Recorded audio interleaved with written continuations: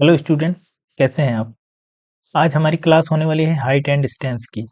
Trigonometry की हमने basic class कर ली है। आज हम उसके एप्लीकेशंस के बारे में पढ़ेंगे।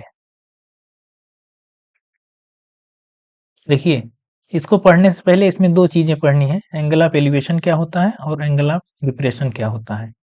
देखिए, अगर कोई व्यक्ति ग्राउंड पे खड़ा है, ग्राउंड पे खड़े होके अगर किसी किसी हाइट वाली चीज़ को देख रहा है, जैसे ये इस डायरेक्शन में देख रहा है, लाइन ऑफ साइट, यानी इस दिशा में देख रहा है, ये किसी बिल्डिंग का टॉप पॉइंट है सी। अगर उसको देख रहा है तो मतलब ऊपर की तरफ जब देख रहा है तो इसको बोलते हैं एंगल ऑफ एलिवेशन। ये जिधर देख रहा है और ये वाली लाइन, ये हॉरिजेंटल लाइन जो होती है, इन दोनों के बीच के जो एंगल होता है उसको बोलते हैं एंगल ऑफ एलिवेशन। ठीक है, अगर इसको कहें। इसमें भी आप देख सकते हैं, ये पर्सन है, ये हॉरिजेंटल लाइन है, जहाँ पे वो खड़ा है ये ग्राउंड के पैरेलल है, और जिस ऑब्जेक्ट को वो देख रहा है वो ऊंचाई पर है, वो सी पॉइंट पर है, यानी पूरे ये बिल्डिंग है, इसका टॉप पॉइंट ये देख रहा है, तो इसको बोलेंगे एंगल ऑफ एलिवेशन। इसी तरह से एंगल ऑफ डिप्रेशन एक होता है, ये देखिए एंगल ऑफ डिप्रेशन ये क्या होता है।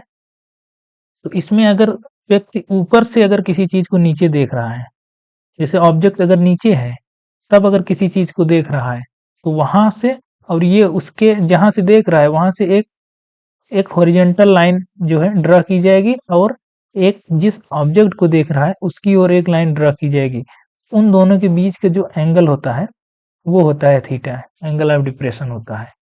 देखिए दोनों में क्या अंतर है, बेसिक अंतर यही है कि नीचे से कोई चीज ऊपर देखी जा रही है तो एंगल ऑफ एलिवेशन होगा, लेकिन अगर ऊपर से कोई चीज नीचे देखी जा रही है, ये देखिए ऊपर से कोई नीचे देखी जा रही है, तो एंगल ऑफ डिप्रेशन होगा। ये देखिए ये एंगल यहाँ बनेगा, ठीक है। हाँ, अब जैसे आप कह सकते हैं ये वाली लाइन है और ये वाली लाइन है, दोनों पैरेलल हैं, तो ये वाले एंगल ये इसके बराबर होंगे, ठीक है। ये तो हम इसको थीटा कह सकते हैं। बाकी आगे के सवालों में बस इन्हीं दो कॉन्सेप्ट का इस्तेमाल करना है, बाकी सारे सवाल आपके यहीं से होंगे। देखिए जैसे सवाल है, एक सर्कस आर्टिस्ट है, वो climbing 20 metre long rope which tightly stretched and tied from the top of the vertical pole to the ground। देखिए ये कोई वर्टिकल पोल है, ये वर्टिकल कहाँ, ये तो तिरछा हो गया, ठीक से फिर से बनाते हैं। ये वर्टिकल पोल है, ठीक है, ये कोई वर्टिकल पोल है, और यहाँ के टॉप से एक रस्सी बंधी है और ये ग्राउंड तक है, ठीक है। इस रस्सी की लेंथ दी है, कितनी है, 20 मीटर है, 20 मीटर है, और पोल की हाइट पूछा है। हाइट अगर निकालना हो तो वो कह रहा है कि रस्सी जो है वो ग्राउंड से 30 डिग्री का एंगल वो बना रही है, 30 का एंगल बना रही है। तो अब आपको ट्रिग्नोमेट्रिक रेशियोज याद करने पड़ेंगे। अगर याद है तो अच्छी बात है। अब कौन से ट्रिग्नोमेट्रिक रेशियोज हैं जिसमें हाइट और यानी परपेंडिकुलर, देखिए एंगल के सामने क्या होता है, परपेंडिकुलर। अगर आपने कॉन्सेप्ट की वीडियो नहीं देखी है ध्यान से, तो जाके चैनल पे आप जो है विजिट करके देख लीजिए। एंगल के सामने परपेंडिकुलर होता है और ये हाइपोटेनस होता है, 90 के सामने होता है हाइपोटेनस, ठीक है। तो किसमें होता है हाइपोटेनस और परपेंडिकुलर का रिलेशन, साइन में होता है, sine theta equal to perpendicular upon hypotenuse. Sine theta यानी साइन 30 यहाँ दिया है, sine 30 height upon perpendicular, sine 30 1/2 होता है एच अपॉन 20। तो यहाँ से एच निकालेंगे, कितना आएगा, 10 आएगा। ये है, ये तो बेसिक सवाल था, ठीक है। आगे आगे सवाल जो है आपके अच्छे सवाल मिलते जाएंगे। देखिए दूसरा सवाल है, from a point on the ground angle of elevation of the bottom and the top of the transmission tower fixed at the top of 20 metre high building are 45 and 60 respectively, find the height of the tower. देखिए इसमें दो चीजें हैं, इसमें एक tower है और एक बिल्डिंग है, ठीक है। इसमें हम दोनों एक साथ बना दे रहे हैं। देखिए ये हमने कहा ये बिल्डिंग है, ये यहाँ से पूरा बना देते हैं, यहाँ से कोई व्यक्ति देख रहा है,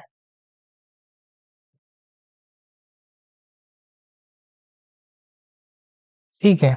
यहाँ से हम बना देते हैं ए बी सी डी।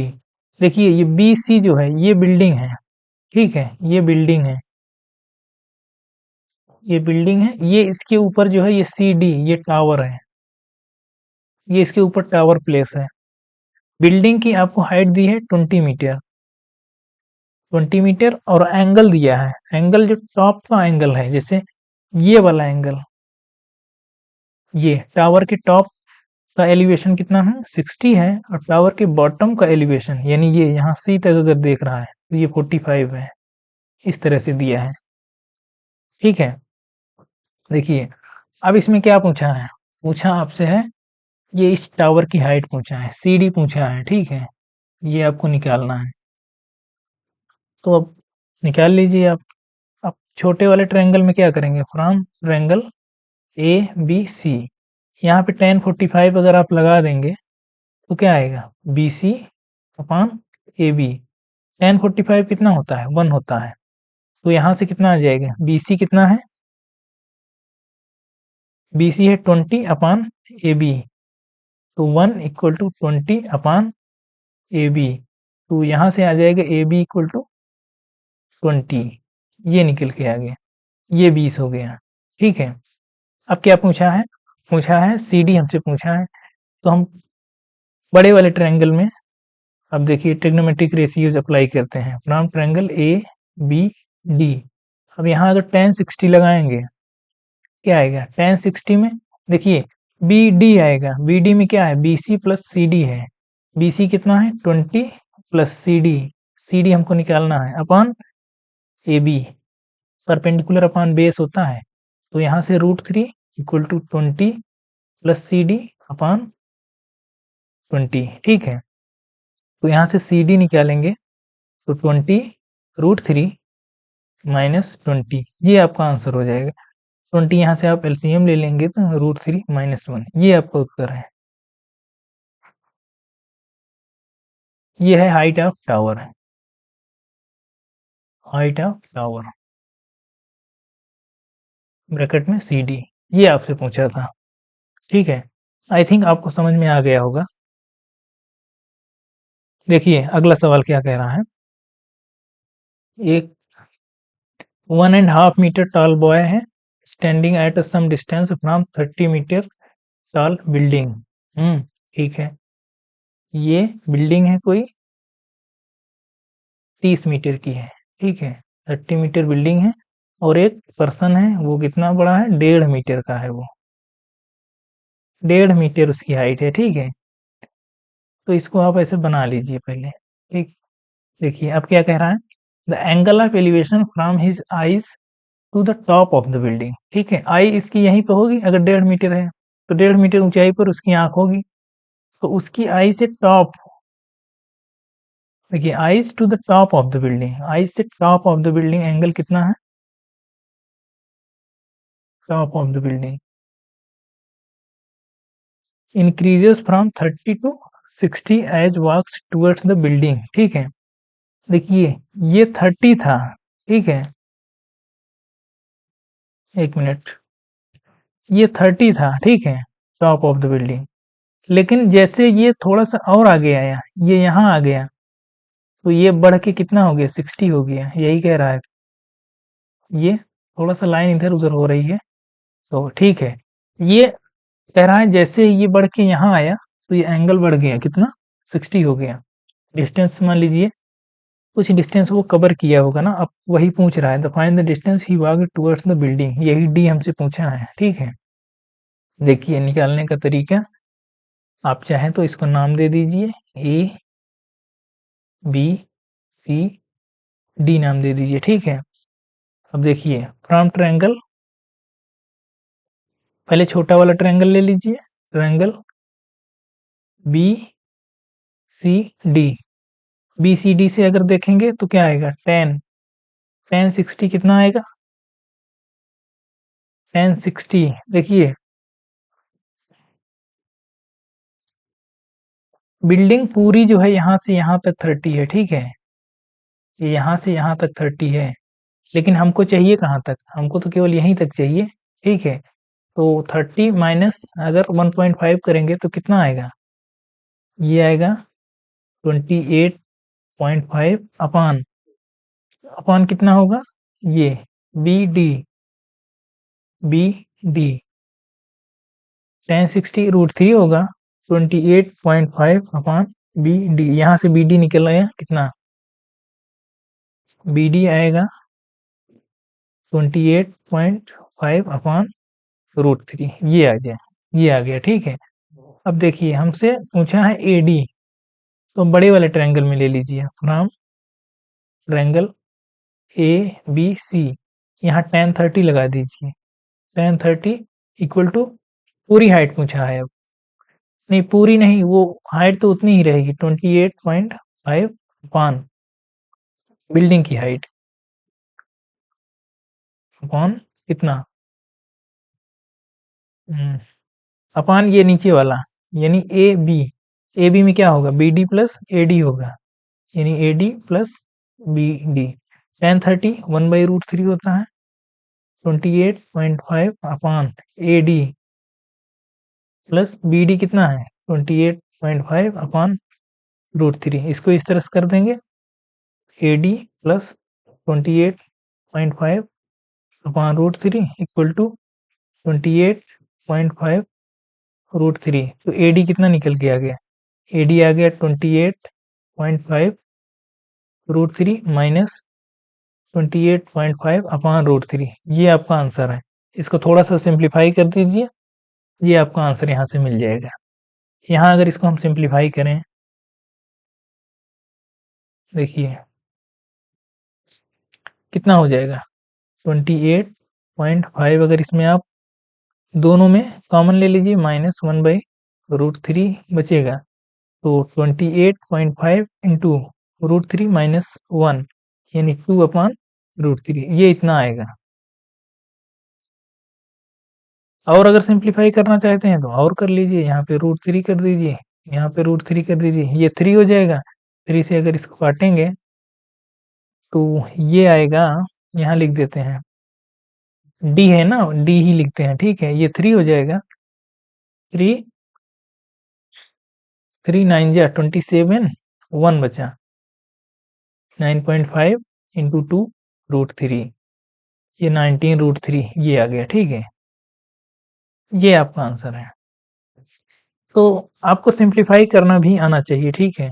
बाकी बेसिक जो था हमने समझा दिया, क्या कि ये 1.5 मीटर ये इस हाइट इसकी थी, और बिल्डिंग की हाइट 30 थी। तो आप ध्यान दीजिएगा, यहाँ से बिल्डिंग की हाइट में से उस पर्सन की हाइट को आप माइनस करेंगे, क्योंकि वो कुछ हाइट पे पहुंच गया है ना, उसकी आंख से जो चीजें कही गई हैं कि एंगल ऑफ एलिवेशन है, तो उतना आपको माइनस करना होगा, तब जाके आपका सही आंसर आएगा। ठीक है, अगली सवाल देखते हैं।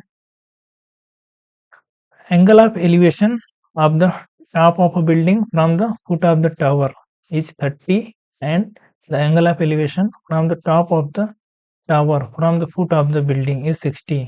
If the tower is 50 metre high, find the height of the building. देखिए दो चीजें हैं, एक हमने मान लिया टावर है, angle of elevation of the top of the building from the foot of the tower, ये बिल्डिंग हमने मान ली है। थोड़ा सा छोटा बनाते हैं क्योंकि हमको सॉल्व भी करना है, ठीक है। थोड़ा सा कॉर्नर पे बनाते हैं छोटा सा। देखिए अब इसमें देखिए, आपको सवाल में पढ़ के आपको अंदाजा लगना चाहिए कि कौन बड़ा है कौन छोटा है, ठीक है। देखिए ये है, ये आपका टावर है, ये आपकी बिल्डिंग है, ठीक है। क्या कह रहा है, angle of elevation of the top of the building, ये एलिवेशन कहाँ से, from the foot of the tower, ये इसके फुट से जो है कितना है 30 डिग्री, 30 डिग्री है। और क्या कह रहा है, angle of elevation of the top of the tower from the foot of the building, ये देखिए अब इसके फुट से ये टावर के टॉप का एलिवेशन ये कह रहा है, ये कितना है, ये 60 है, 60 है। टावर की हाइट दिया है 50 दिया है, ये टावर की हाइट है। हमसे पूछा क्या है, हाइट ऑफ द बिल्डिंग, हमसे बिल्डिंग की हाइट पूछा है, इसको एच मान लीजिए, ठीक है। ये निकालना है, तो देखिए नाम थोड़ा सा दे देते हैं, ए बी सी डी। तो दोनों ट्रायंगल में आप केवल tan थीटा अप्लाई कर दीजिए, आ जाएगा आपका आंसर। देखिए देखिए from triangle A B C, यहाँ से आप tan थीटा निकलेंगे, tan थीटा अगर निकालेंगे कितना आएगा, ए बी सी 30 लगेगा, h अपॉन ए बी। तो यहाँ से h और b में एक रिलेशन आएगा 1/√3 equal to h upon A B. तो इसको आप ऐसे ही रहने दीजिए, ए बी इक्वल टू यहाँ से लिख लीजिए h√3, ये आ गया, ठीक है। A B equal to h√3, यहाँ चाहे तो लिख दीजिए h√3। अब दूसरे में लगा दीजिए, from triangle A B D. अब यहाँ क्या tan 60 लगेगा, tan 60, अब इसका परपेंडिकुलर कितना है, 50 है। ये देखिए अब परपेंडिकुलर ये हो जाएगा 60 के सामने tan 50 अपॉन, देखिए बेस दोनों में सेम है तो बेस आप वही लीजिए h√3। तो tan 60 की वैल्यू कितनी होती है, √3, 50 अपॉन h√3। h इधर मल्टीप्लाई करेंगे 3 इंटू एच हो जाएगा इक्वल टू 50। तो h इक्वल टू कितना आएगा, 50/3। ये आपका फाइनल आंसर है, ठीक। ये यहाँ से निकल के आएगा height of the building. I hope आपको समझ में आ गया होगा, ठीक है। आगे देखिए अगला सवाल क्या कह रहा है। देखिए इसमें बहुत समझाना नहीं है, ठीक। ये कॉन्सेप्ट हम पढ़ा चुके हैं ट्रिग्नोमेट्री के। हाँ, आपको ट्रिग्नोमेट्री के रेशियोज आने चाहिए, ये चैप्टर करने के लिए आपको रेशियोज आने चाहिए, आपको एंगल्स पता होने चाहिए, एंगल्स की वैल्यूज, ठीक है। एंगल की वैल्यूज आपको पता होनी चाहिए, और बाकी बेसिक जो पाइथागोरस होती है वो आपको पता होनी चाहिए। हाँ, कि कोई साइड नहीं दी है तो कैसे निकलती है, वहाँ भी इस्तेमाल कर सकते हैं। तो अगर ये सारी चीज़ें आपको पता हैं, तब आप इसमें के सारे सवाल लगा लेंगे। बाकी इसमें लैंग्वेज का मतलब वो रहता है, आपकी लैंग्वेज पर थोड़ी-सी पकड़ होनी चाहिए। उसके लिए आप सवालों को कम से कम 2 से 3 बार पढ़िए, अगर नहीं समझ में आ रहा है, तब उसके बाद सवाल करिए। देखिए अगला सवाल कह रहा है कि two poles of equal heights are standing opposite each other on either side of the road, ठीक है। तो दो जो है इक्वल हाइट के पोल्स हैं, ठीक है। कहाँ, दोनों जो है सड़क के दोनों किनारे पे लगे हुए हैं, दोनों की हाइट सेम है, ठीक है। आगे क्या कह रहा है, विच इज 80 मीटर वाइड, ये सड़क की जो चौड़ाई है वो 80 मीटर है, ठीक है। From a point between them on the road, road पे एक पॉइंट है कोई, ठीक है। Angle of elevation of the top of the poles are 60 and 30। अब इसमें 60-30 आप अपने अकॉर्डिंग ले लीजिए, ठीक है।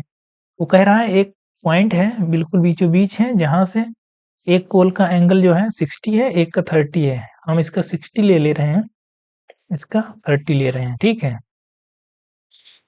जाहिर सी बात है, अगर जो पोल के जितना नजदीक होगा एंगल उतना ही अधिक होगा, ठीक है। ये आपके उसमें भी आएगा, अभी आंसर अगर चेक करना हो तो आप देख लीजिए, पोल के जितना नजदीक पॉइंट होगा उसका एंगल ऑफ एलिवेशन उतना ज्यादा होगा, और जितनी दूर होगा उसका एंगल ऑफ एलिवेशन उतना कम होगा। देखिए, हालांकि उससे आपको बहुत नहीं उलझना है, आप कहीं भी ले लीजिए, आप इसको 30 इसको 60 मान लीजिए, आपका आंसर नहीं बदलेगा। आगे क्या कह रहा है, find the height of the poles and the distance of the points, ठीक है। ठीक है, आपको हाइट निकालनी है पोल्स की, दोनों की सेम है, तो एच आपको निकालना है, और ये निकालना है कि पोल्स से दूरी कितनी है। आप ये इसको ए बी ले लीजिए और इसको एम ले लीजिए, ठीक है। तो आपको ए एम और बी एम भी निकालने हैं। देखिए आप इसको पी और क्यू ले लीजिए, ठीक है। देखिए दोनों में आप अब लगा दीजिए, from triangle A P M, यहाँ से देखिए अगर tan 30 अगर लिखेंगे, नहीं tan 60 इसमें लिखेंगे, ठीक है। tan 60 तो h अपॉन ए एम, तो यहाँ से एक रिलेशन आ जाएगा √3 equal to h upon A M, ठीक है। h इक्वल टू क्या लिख सकते हैं, √3 ए एम, इसको आप ऐसे लिख के छोड़ दीजिए, ठीक है। अब दूसरे ट्रायंगल में लगा दीजिए, फ्रॉम ट्रायंगल बी, एक मिनट थोड़ा सा, round triangle B M Q या एम क्यू बी लिख दीजिए, ठीक है। Round triangle M Q B, tan 30 अगर इसमें लगाएंगे, tan 30 क्या आएगा, एच अपान यहाँ कितना आएगा, अगर देखिए, हालांकि इसको अगर कुछ मान लेते ठीक है, अगर ये पूरा 80 है, ठीक है, ये ए एम है, तो ये कितना होगा, 80 माइनस ए एम होगा। दोनों को हम सिंगल वेरिएबल में रिड्यूस कर रहे हैं, ठीक है, जिससे कैलकुलेशन थोड़ी सी इजी हो जाएगी। तो बी एम कितना हो जाएगा, एच अपान बी एम हो जाएगा 80 माइनस ए एम। तो यहाँ से 1/√3 equal to H upon 80 minus A M. तो 80 minus A M equal to कितना आ गया, h√3। तो अगर दोनों से h अगर आप बराबर करें, h यहाँ से भी बराबर कर दें, h यहाँ से भी बराबर कर दें, तो h बराबर यहाँ से कितना आएगा, √3 ए एम, और h इक्वल टू यहाँ से कितना आएगा, h को अगर करेंगे तो 80 माइनस ए एम अपान √3 ये आएगा, ठीक है। इसको थोड़ा सा सिंप्लीफाई करेंगे, तो ये 3 am हो जाएगा, 80 माइनस ए एम, ये ए एम इधर जाएगा तो 4 am हो जाएगा, 4 am इक्वल टू 80। तो यहाँ से ए एम कितना आ जाएगा, 20 आ जाएगा, ठीक है। एक वैल्यू हमारी आ गई है, ए एम अगर 20 आ गया, यहाँ लिख देते हैं, ए एम अगर 20 आ गया है, तो बी एम कितना आ जाएगा, 80 माइनस 20 60 आ जाएगा, ठीक है। और एच हमसे पूछा था, तो एच के लिए यहाँ आप रख दीजिए √3, ए एम कितना है, 20 है, तो एच इक्वल टू कितना आ गया, 20√3। ये आपके तीनों वैल्यूज आ गई हैं, ठीक है, यहाँ से।